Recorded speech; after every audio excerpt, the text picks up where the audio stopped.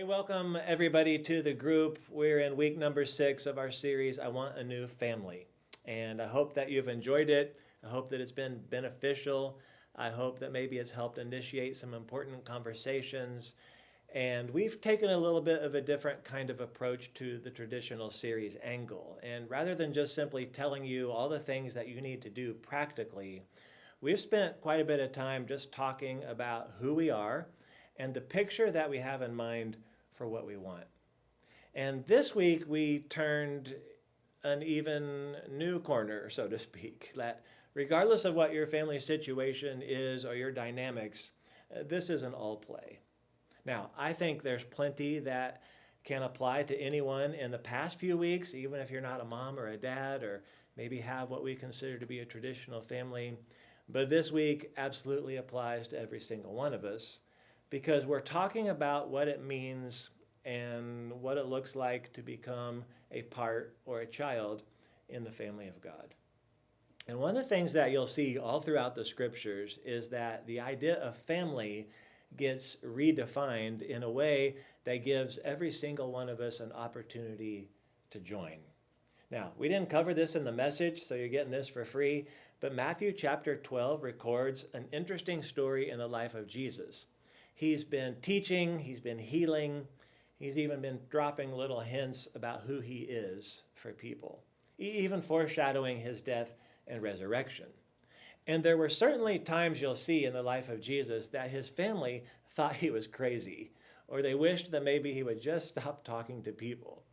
And then this event we read in Matthew chapter 12, which is Jesus, again, he's teaching, and someone comes to him to say, hey, Jesus, your mom and your brothers are outside, and they'd like to have a word with you. And his response to that request is to say, well, who really is my mom and my brothers? And he points to all the people standing around him in that moment, his disciples and the other followers, and he says, these people right here, right, these are my brothers and my mom. What Jesus did right there was to redefine family, essentially to say that the family of Jesus is made up of the followers of Jesus. I mean, other Bible writers like Paul oftentimes talk about how we can be children of God, specifically a son or a daughter of this Most High God, that you and I actually have a shot to be in the family of God. And again, he redefines it as people who have faith or trust in Jesus, or who are the people that actually do the will of God. And so it's open to anyone who wants to be a part of it, but there are things that we have in common. In the message this week, I taught specifically from the book of Galatians in chapter 3, and I'm excited for you to maybe have this conversation around 2 key components of what it looks like to become a child of God. Specifically, faith or belief or trust in Jesus, and secondly, taking the step of baptism.